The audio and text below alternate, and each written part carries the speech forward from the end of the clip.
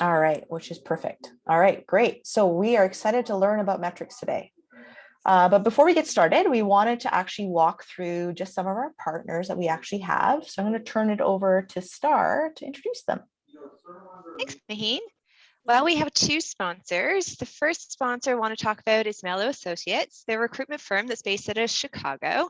They focus on hiring exceptional talent like everyone else that's on the call today.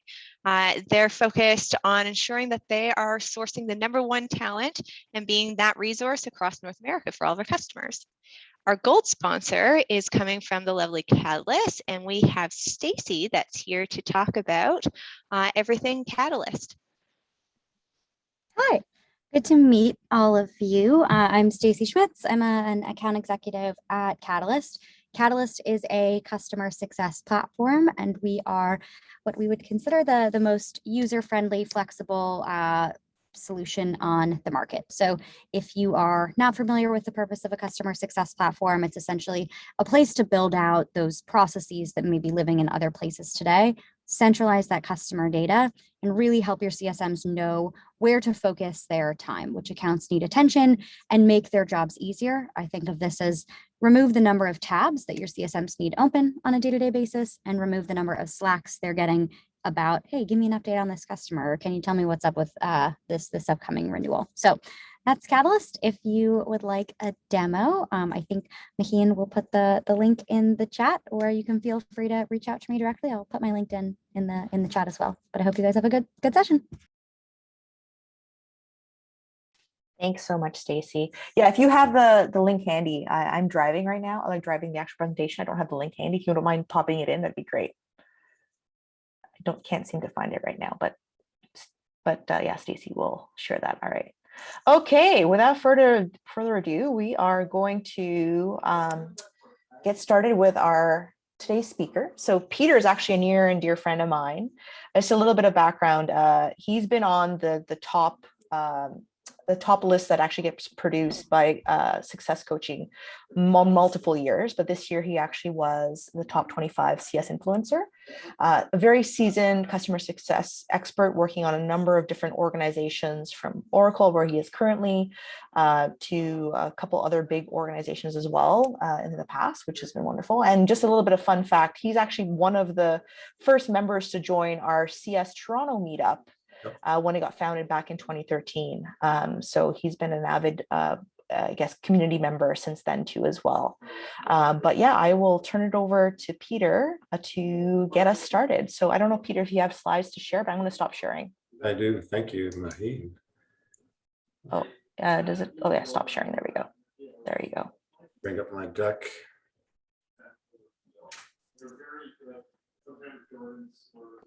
Get it loaded. You guys can see things yet? Yep. Okay, here we go.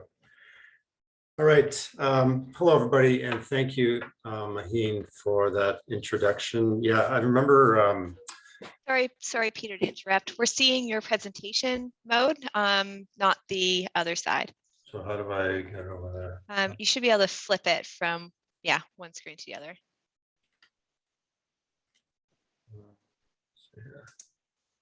There might be a setting up under display settings up at the top of your screen. Yeah, that's right. Swap. Yeah. There you go. Perfect. Over to you now. So you only see the deck then, right? Okay. So now I see, the presenter view, and hopefully you can see all your notes. Yeah, I can. So I'm actually going to go to the next slide, which is my bio, just to talk a little bit about this. As Maheen mentioned, I've been around a number of different companies. I'm presently at Oracle, Senior Director of Customer Success Enablement for the last 5 years. Not primarily just in that role. I've had a variety of roles in the last 5 years, but the last 2 or 3, I've been asked to head up enablement. And it's really because I've got a really good kind of passion for understanding what's happening in the industry of technology, but also, of course, SaaS and cloud, business in general. So my VP really likes that a lot. And so she's asked me to kind of head up the practice so that I infuse the training curriculum with fresh ideas. and best practices from a lot of other places that we can help our CSM to improve on. I'm on a couple of boards of different companies, smaller startup companies, in an advisory capacity. I was just recently asked to join the advisory council for the George Washington University School of Business for their CX program. And that's part of their MBA program, actually. I write a lot on the blogs, different blogs, LinkedIn too. I do a monthly webinar series with Rick Adams from Practical CSM, if you want to check that out.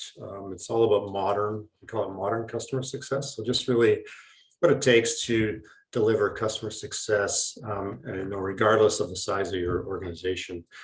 He and I co-authored an industry paper recently. You can find it on Amazon, that link there, Customer Success Attitudes to Training and Certification. It's quite large. And we did a large study, and then we did all the analysis and wrote up our insights. I think it's pretty good. Appreciate if you guys could take a look at it. You can actually get it for free from Rick's Practical CSM website. You just have to kind of, it's gated, so you just have to kind of register there. I'm in the middle of writing a book, business book with my boss, but also Oracle's retired chief customer officer. And it's due for publication. It's a lot of work. Don't do it. It's a lot of work. We're publishing it probably next spring. But I'm actually pretty excited about that. And just a note on that picture, I just love Toronto. I've lived here almost my entire life, and I just like that picture a lot. It's the picture I see through my airplane window, right? On many of my trips. So I'm going to start by just posing 3 questions to the audience about metrics. And before I get moving in this deck, I just want to say, I'm not going to be prescriptive. I'm not going to tell you these are the 5 or 8 metrics you should be tracking. I think there's lots of sources for that sort of information. And I do a lot of industry research, and I've read a lot of things, and I appreciate everyone's kind of, documenting all this information. What I would rather do is really talk about an approach for what could work for you and what could work for your company and your executives. I feel like that's more valuable because every situation is kind of unique. So I always ask people, when I'm talking about this topic, you should ask yourself these questions, like, what problem am I trying to solve? Maybe it seems rather obvious. You want to collect information or data and metrics to kind of report on the condition of something. But you should actually think a little more deeply about it. What are you trying to solve for whoever the audience is? Who's the audience for this metrics? If it's an internal audience, it's typically going to be a management team, maybe some peer organizations that need to understand the state of the customer's adoption and that sort of thing. So anything you're collecting should really address the needs of that audience. And the metrics that you collect, you should be really honest with yourself. Are they, the ones you chose, are they persuasive? Are they persuasive on their own? Do they require an explanation from you? Because if they require an explanation, then that kind of compounds the challenge, I would say. It requires you to put extra effort in. It requires the audience to put extra effort in to figure it out, right? So I have a lot of experience with customer success. I've been in this business function since about 2008 in kind of a formal role, capacity in a variety of different roles of customer success architect. I've done research for TSIA as a VP of customer success. I've built teams, digital teams, high touch teams. I've been CSM myself.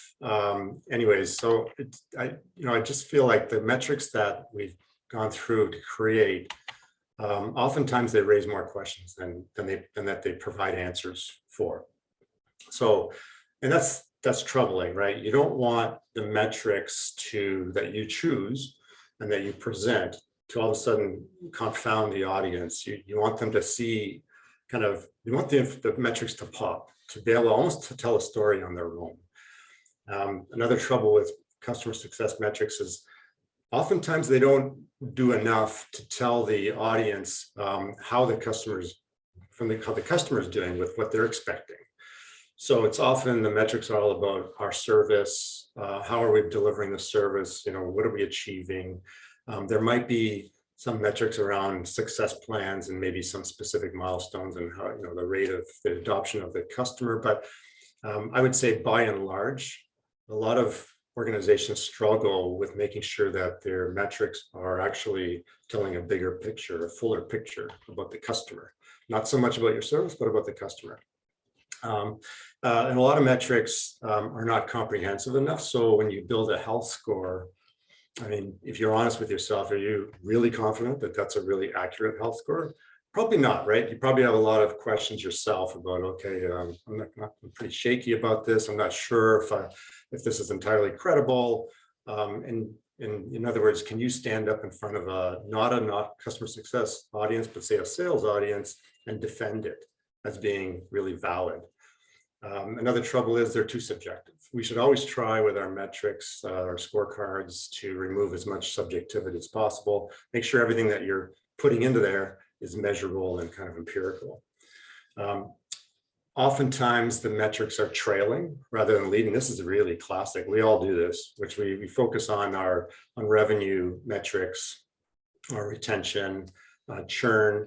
These things all happen after the fact, right? And that's why they're considered trailing metrics. What you really want is those are important, of course, but you also want to look at the things that would cause those things to happen, and we can kind of get into that. And finally, I think that they don't touch on, as I call it, the velocity and the veracity, the speed and the accuracy of performance data. So how are you delivering the service? How fast? What's it cost? How accurate is it? These are really kind of tough things to measure, but they're important things to measure for your management team to understand, the value of the service, because oftentimes customer success is, I don't want to say it's under attack, but it's always under question, right? A lot of companies question the investment. They're always looking for validation. They're always looking for proof that it makes a difference. And it reminds me of that this is not a new problem for an organization like marketing. Marketing has been suffering under the same kind of questioning for 100 years. So customer success, if it's going to live, will probably be always questioned until we can figure out how it can measure the business impact for the company that's investing in it. So switching gears a little bit, when you think about trying to solve a problem, this is a picture of a Houston highway, I-10, and I put that there because I used to travel to Houston a lot, a previous company, that was their headquarters. Crazy highways. I mean, we think that in Toronto, 401 is, and the 427 and all that kind of stuff, it's complicated enough, but the Americans have this love affair with overpasses and stuff and the way they kind of intersect their highways. And I know there's someone here from Texas on the call. I'm not trying to be demeaning. I'm actually just making an observation that there seems to be an objective to move as many vehicles as possible. So I think that was the problem they're trying to solve when they built this highway back in 1957, is move people as fast as possible out of the city, into the city. And then, a recent picture, this is what ends up happening, right? Is that, did they actually solve the problem? I suppose, but it didn't achieve the vision, which was to get them out fast, right? So this is just a typical problem with planning something and not factoring in, growth and exponential growth and all that kind of stuff. Now, if we look at and another example that's a little closer to home is NPS, right? So Net Promoter Score is something that probably we're all using, all the companies are using to measure how customers perceive our service or our products. And a lot of companies rely on it as kind of a vanity metric.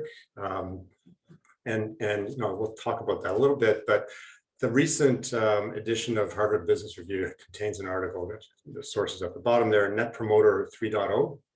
If you can, check it out. It's written by one of the authors, is the actual guy who created NPS back in 2003, and he was at Bain and Company, Fred Reichhold, and these statements are from him in that article, and he says, he's basically saying that NPS is totally misused. It's people have abused it, misused it, it's misunderstood.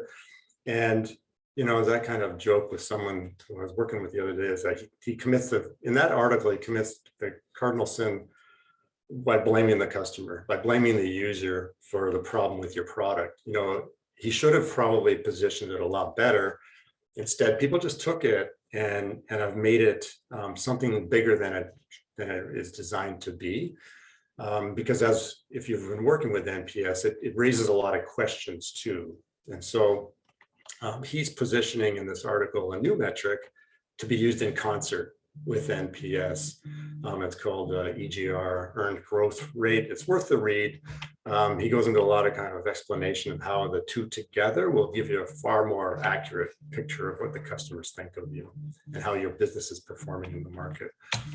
But the way we probably all see it as NPS, or not we probably understand what goes into it. But say other organizations think of NPS, they think of maybe customer success as being that kind of a vanguard for the company, that organization that should be held accountable for the NPS scores that our customers give us, and the ones that actually have to kind of resolve any sort of detractor kind of sentiment and all that kind of stuff. And so what they see is just really the tip of the iceberg.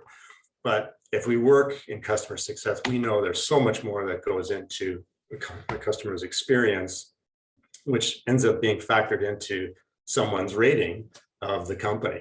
So there's all these complications around perhaps licensing, how current is your product, how stable is it, the website, there's things that the customers don't even see, but there's other teams that customer success relies on to deliver some aspect of service in the background that customer success needs. Say IT is a classic example, or support. And then also what might figure into customers' experience are their own skills. Are they skilled enough? Do they understand the processes enough to actually run your solutions? So I'm intentionally keeping this presentation kind of at a broad level because I don't know what you all do. So I'm trying to hit the mark of making it meaningful for everyone. And so some of these things you probably can nod your head at or identify with as complicating factors that would end up manifesting themselves in a customer choosing to say, oh, I rate you poorly, or I'm really neutral on you because my last interaction with you was not the best, and I'm complaining about your features, that you should have more features, but maybe they just don't know about them, right? So it's education and training that should also be kind of considered here too. So I'm going to play a little game. I just made this up. Let's call it GAG, goal alignment game.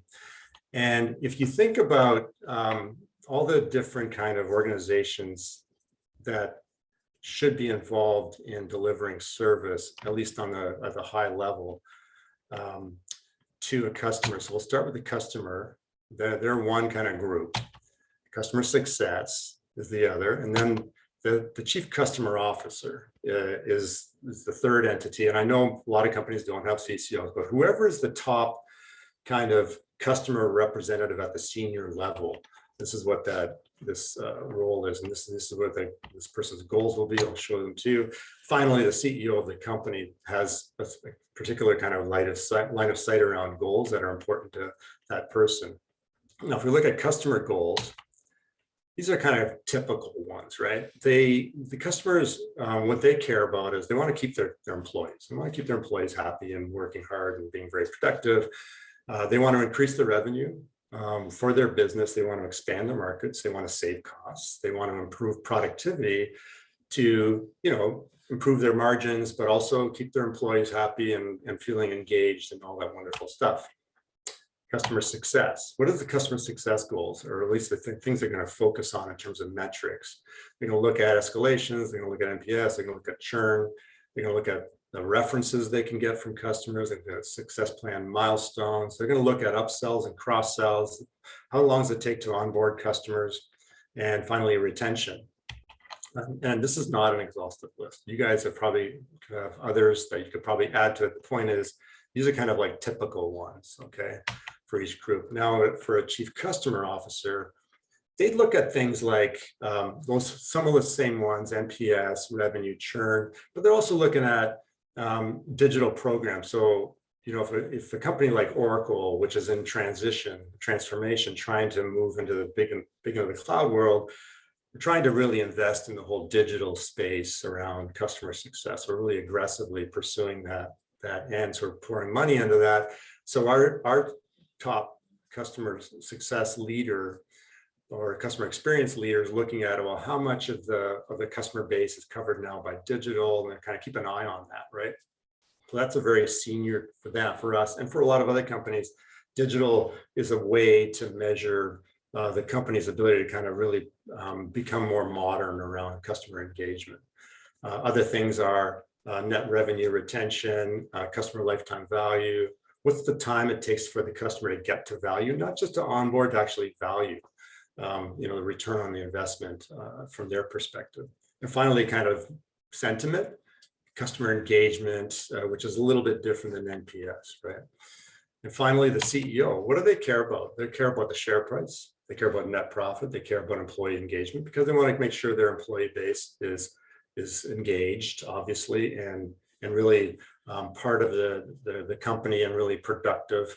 They're looking at revenue and churn and order fulfillment, these kind of like transactional kind of statistics, like how quickly are we fulfilling our orders. And finally, time to market for new products.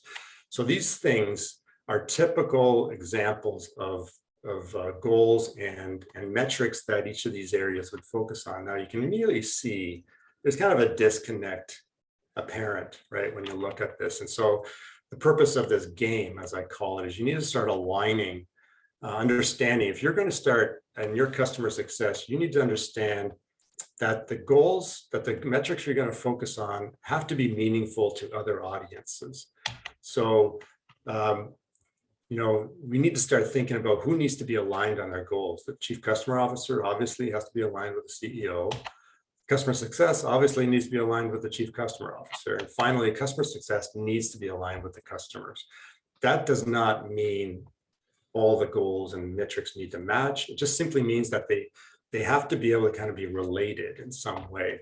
And so what I've done is just kind of give you, I'm going to walk you through 3 examples of how you can kind of relate these things.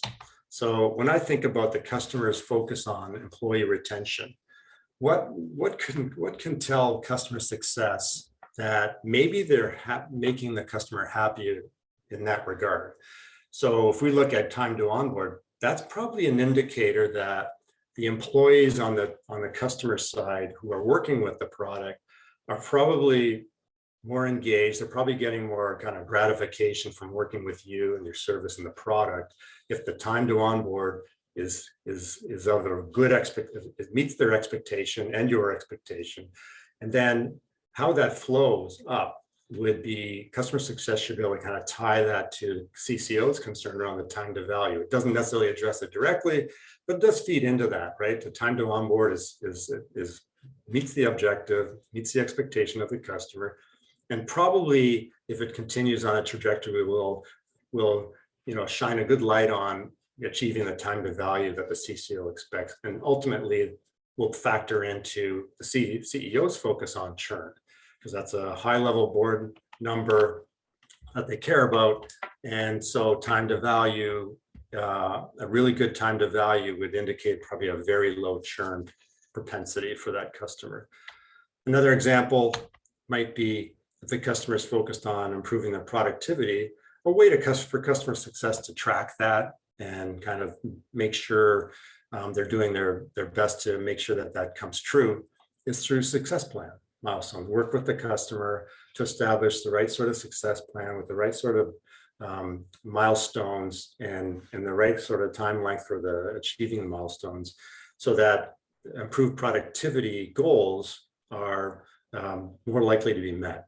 And if those things come true, then obviously that will hit the CCO's concern around churn and the CEO's concern around revenue, because the customer will likely renew, and may even, if they've met the expectations set out in the success plan, would be more amenable to expansion conversations if it's appropriate for whatever your company's selling, right? And then another example is a customer is really interested in saving costs. They're really clear about that. They've made it really specific around what they expect. Customer success should think about if we achieve that, then they would really probably give us a higher score of NPS, all other things being equal, which obviously would relate to what the CCO cares about, NPS, and the CEO's concern around churn. So a high NPS for a given account would likely mean that they're less likely to churn. Okay, so those are just kind of really quick examples how I think about how you can make sure the goals are aligned and the metrics tell a story for different levels. And I hope you understand what I'm trying to get at is that just because you're in customer success and you focus on, I want to collect these specific metrics, that might tell you information, but it doesn't necessarily tell the people above you or beside you or way above you what they need to know about the customer and about their investment in this business practice called customer success. So you always have to keep that in mind around customer successes. It's not that you want it to be defensive, but you always want to be able to provide as much as you can empirical proof of the value of the service for the customers. So I'm moving on. I've come up with what I call Armaly's 7 laws of customer success physics. And number 1, you cannot measure things you don't fully understand. So a lot of times customer success practitioners will read somewhere or they talk to people and, okay, we need to measure that too. And it's like a bit of a reflex response. And I would just say every business is different. Sure, there's some kind of standard metrics that, a lot of, vendors publish and a lot of people blog about and talk about. And by and large, those are fine. But I think you should still examine whether they're appropriate for you. And so make sure that if you're measuring, if you want to measure NRR, truly fully understand what that is. How is NRR kind of comprised? What's comprised of? What are the behaviors? What are the kind of factors that produce an NRR kind of number? Number 2, your understanding of what you observe doesn't necessarily equate with your understanding of what you hear. So what I mean by that is you might observe really good things about your customer. They seem to be moving in the right direction. They're adopting well. And then you hear, something on the community platform that shows some sort of disgruntlement or unhappiness, or the NPS score is kind of out of whack. Something's a little off there. So just because one's showing you something doesn't mean it will correlate with what you hear. So further work is required, right? Number 3, your ability to successfully persuade is correlated with how successfully you can provide proof. This is really terribly important for customer success, because customer success, I keep hammering on this point, needs to really provide evidence to the company that their investment in this practice is valuable. And customer success cannot ever rest in making sure that whatever is being communicated to the executives is defensible, and it's really grounded in really good data and metrics. Okay. Number 4, when you're a demonstrably effective customer advocate, the pressure to scale increases over time. What I mean by that is the more successful you are as a true customer advocate, meaning that you are driving their advocacy, their authentic advocacy, meaning that they're getting so much success and so much pleasure working with you and your product that they just start advocating for you on community platforms or on social media. The pressure to scale that will grow because you're internally seen as successful, your practice is seen as successful. There's going to be pressure on you to kind of do that even more. So that's just physics. Number 5, an effective customer success function with credible metrics will generate a fissile reaction in companies. And what I mean by that is, like, it may be not true for you and if you're working on a startup because you guys are born in the cloud and you're already digital, but for a company like Oracle or companies like that have been around for a while, making that transformation, customer success is basically the tip of the spear, because we're so close to customers. We have this intimate knowledge of what they need and what they want, and we have the ability to deliver that, a lot of that. But what it means is that we have to kind of orchestrate whatever elements are required to provide that service. And so by doing that, it forces this tension, this friction within the company to get everyone else kind of get on the same page of this customer centricity. And that's what I mean by the fissile reaction. It kind of expands if you're effective, especially if you provide that empirical proof that this is what the customer is experiencing, this is what they want to do, this is how well they're doing it. And the only way they'll ever achieve those goals is if we get these other participants on board.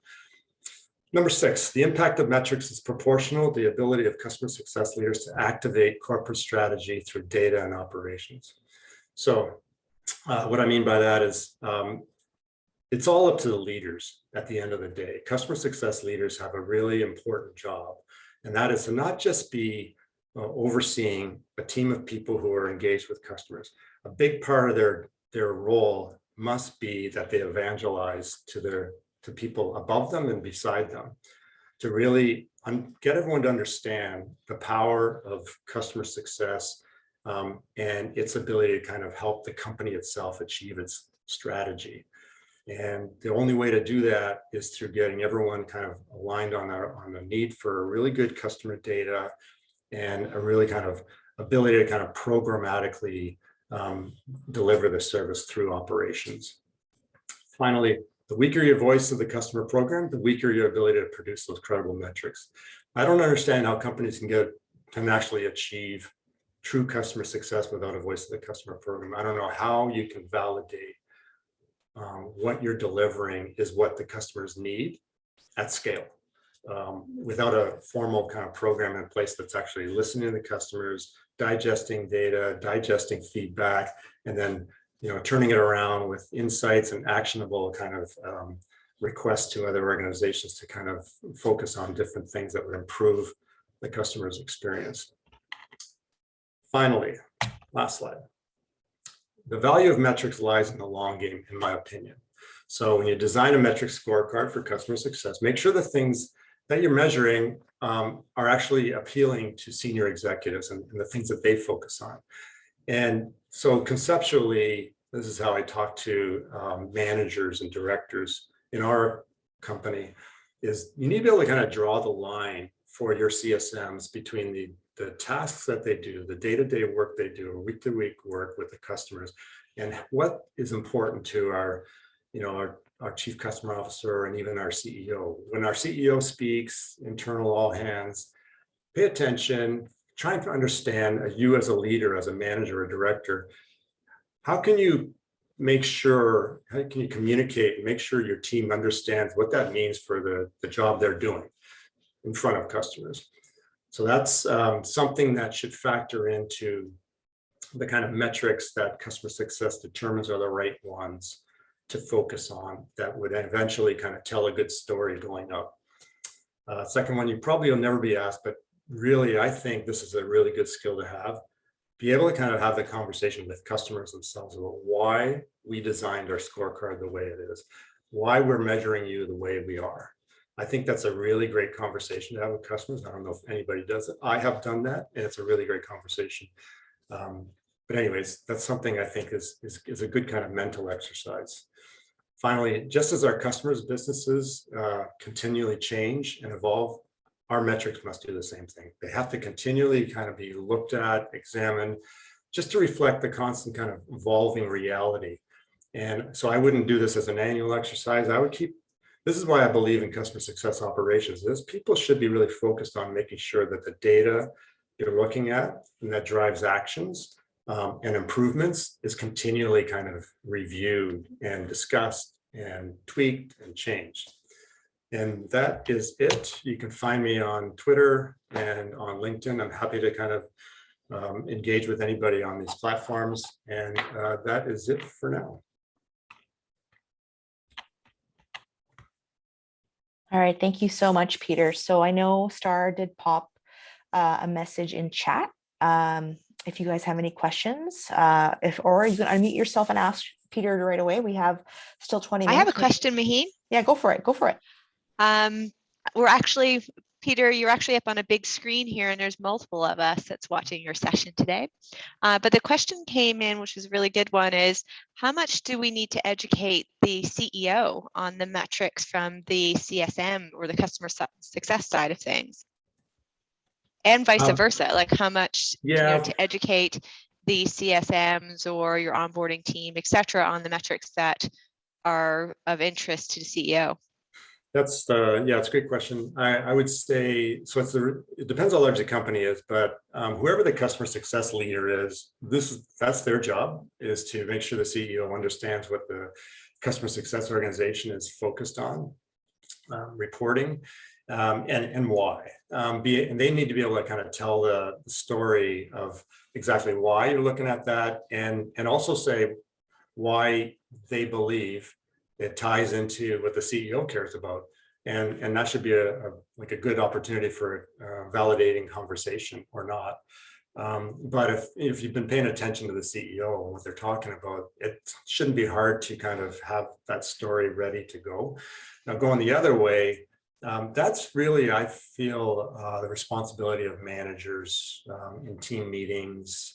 It doesn't have to be done like on a quarterly basis. I would say, if you learn things about what the executives are saying, bring it up in team meetings, maybe a CSM's talking about the way they're conducting themselves in a certain account. And if it makes you think about it, relate it to, okay, that reminds me of what, we're trying to focus on in terms of our corporate goals around, improving efficiency of our processes, blah, blah, blah, that kind of stuff. So I think there's responsibilities both ways, and there's ways that customer success leaders can really embrace this and reinforce the kind of communication flow both ways. I hope that answered the question. Thanks, Peter. Can I ask one more while I have the floor? Sure. So the board was not an item that was on your slide that's there. Yeah. And, I'm sure you can relate to this. Boards are pretty finicky. And the types of metrics they care about, sometimes you have to be careful not to go down too tactical because you want to keep them in the strategic side of things. Right. How would you answer the same question I just asked, but from a board perspective? Yeah, I actually did have it on my original draft of the slide, but I switched it out and just put the CEO. The board, I think you would just want to focus on, not just, but you want to make sure you address expansion kind of topics, because the board is comprised of investors, right? People who are interested in, maybe they don't want to be in this investment for 5 or 6 years before they kind of move off or sell. So they're really interested in trajectory, right? So if you could think about, conveying somehow that the customer sentiment or the revenue kind of attainment through attention, you can figure out a kind of trajectory of growth opportunities.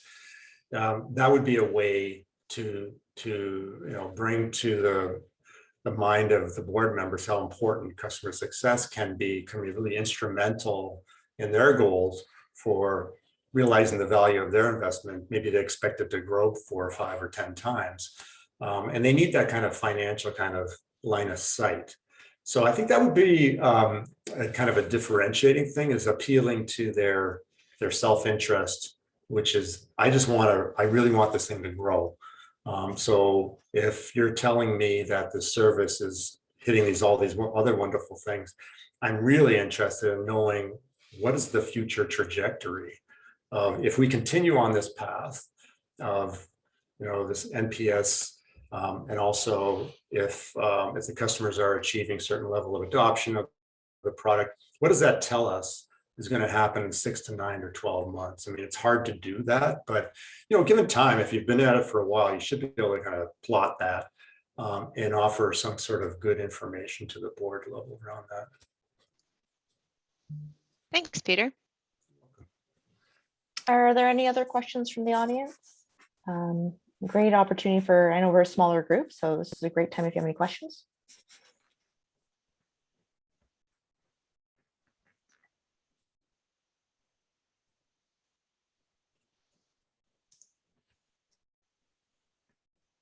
Hey, Wally.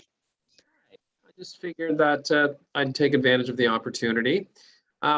If there is one, what would you say is the most common mistake that you see, or the most common warning that you would want us to keep in mind as we're building our metrics? Yeah, thanks, Wally. I would say a warning would be making the metric too esoteric, meaning it's only kind of interesting to you or your team.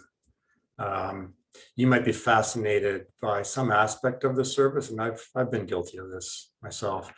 So you're like, oh, this is amazing, great information. But then if you socialize it with others, and especially someone above you, it's less interesting. It's okay, but it doesn't tell them enough of a story about the future. And I think that's ultimately what metrics are for, right? Is really to describe what's going to happen going forward, because that's what business people want to know, right? Is what's going to happen in the next year, 2 years. They know you don't have all the answers, but clues will help them. Signals will help them make additional decisions. And that's what these metrics are meant to do, is to help them make some informed decisions. And so if you focus on something that's really narrow, and I can't really give you a good example at the moment. I don't have something off the top of my head. Well, let's say,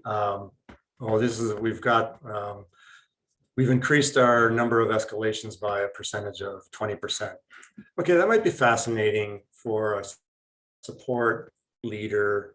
It should be, because they should not try to understand that. It should be interesting for customer success leaders, because there's probably something going on there with the product and maybe training.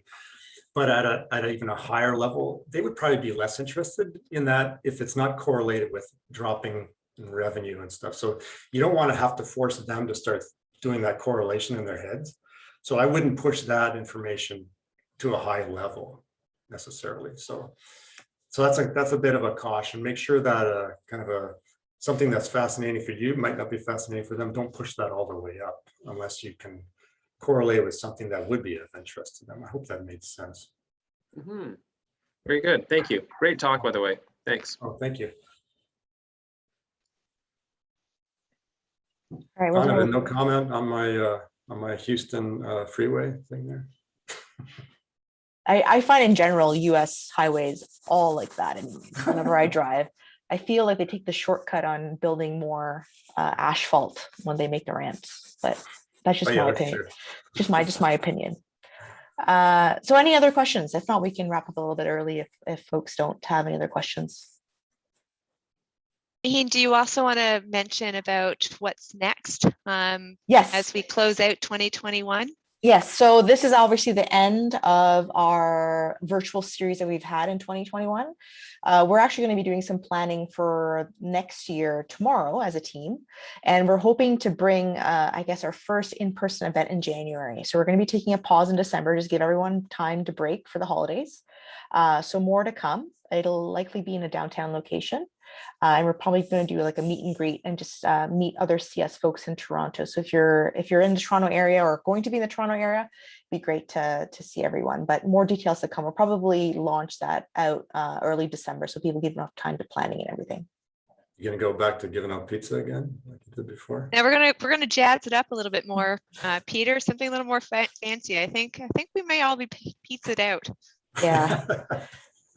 Yeah, we'll continue on the CS focus trend. But anyways, so if no one has any other questions, we'll wrap it up a little bit early. Thank you, Peter, again for a lovely talk. I definitely did learn a lot. I love your 7 rules.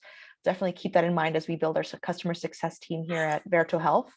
And thank you all for attending, and hopefully see everyone in person in 2022. Yes, thanks everybody. Really appreciate it. All right. Bye all.